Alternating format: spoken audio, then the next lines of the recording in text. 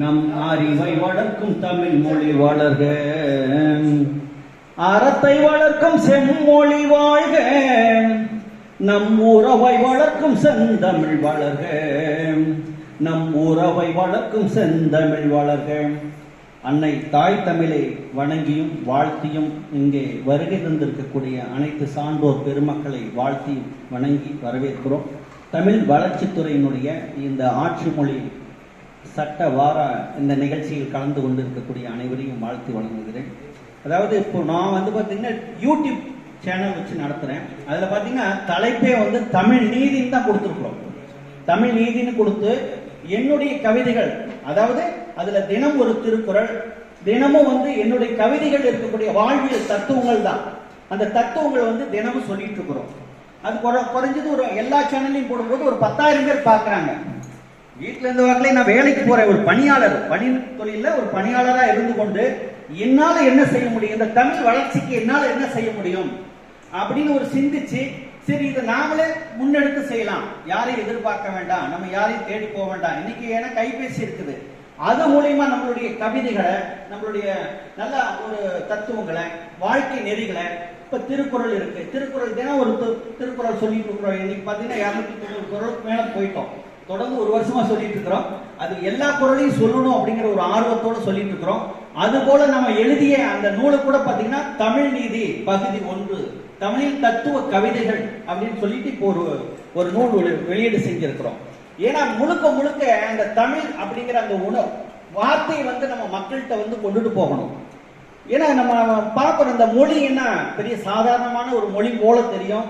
ஏன்னா இந்த மொழி நாம மட்டும் பேசல, நமக்கு முன்னாடி இருக்கக்கூடிய ஆழ்வார்கள் பேசியிருக்காங்க, நாயன்மார்கள் பேசியிருக்காங்க, பல கோடி சித்தர்கள் பேசியிருக்காங்க.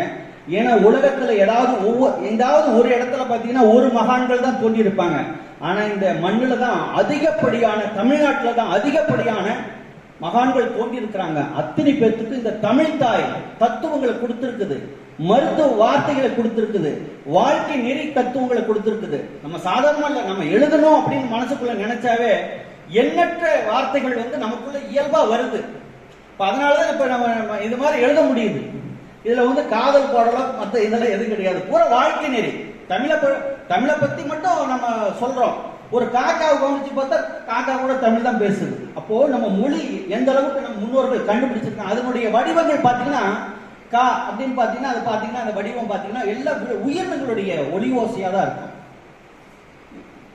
காக்கா கா, காக்கைகள் காக்கா என்று தமிழ் பேசுதுங்க, கிளிகள் கீ கீ என்று தமிழ் பேசுதுங்க, ஆடுகள் மே மே என்று தமிழ் பேசுதுங்க, மாடுகள் மா மா என்று தமிழ் பேசுதுங்க, உயிர்களின் ஓசை ஒளியே தமிழ் மொழியே, உயிர்களின் உருவ வடிவங்களே தமிழ் எழுத்தே, உலக மக்களின் உணர்ச்சியின் ஒளியே தமிழ் உயிரெழுத்தே, உலகில் குழந்தைகள் பிறந்து அம்மா என்றும் பேசும் முதல் சொல்லே, தமிழ் நீதி தமிழ் மரபு உலகின் தாய் மரபே, அகழ்வு ஆராய்ச்சியில் ஆதாரம் தமிழ் தாயே. இப்படி நிறைய எழுதியிருக்கிற இதுல தமிழை பத்தி நம்ம உணர்ந்து பார்த்தீங்கன்னா எல்லா உயிரினங்களுக்குள்ளேயும் இந்த ஒலி ஓசை ஒளிந்திருக்கிறது. இதை உணர்ந்துதான் நம்ம முன்னோர்கள் நாம பேசக்கூடிய ஒவ்வொரு வார்த்தைக்குள்ளேயும் உயிரோட்டம் இருக்கிறது.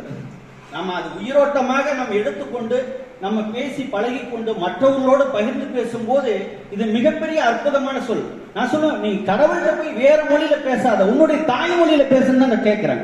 இடையில புரோக்கர் வைக்காதீங்க, தாய்மொழியில பேசுங்க, வான்வெளியை பார்த்து பேசுங்க. வான்வெளியில் இருக்கக்கூடிய கோள்கள் கிரகங்களுக்கு கீழே தேடாதீங்க, வான்வெளியில தான் கோள்கள் கிரகங்கள் இருக்கிறது, நட்சத்திரங்கள் மேலதான் இருக்குது.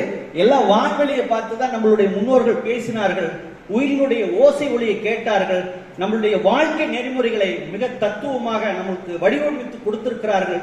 ஆகவே இக்காலத்தில் நாம் பிறந்து வாழ்ந்து கொண்டிருக்கக்கூடிய நாமும் நம் முன்னோர்களைப் போல இந்த தாய் தமிழை முறையாக பேசி பழகி அதில் இருக்கக்கூடிய உயிரோட்டத்தை நாம் பிறருக்கும் இந்த உலக மக்களுக்கும் எடுத்துரைப்போம் என்று கூறி வாய்ப்புக்கு நன்றி கூறுகிறேன். நன்றி, வணக்கம்.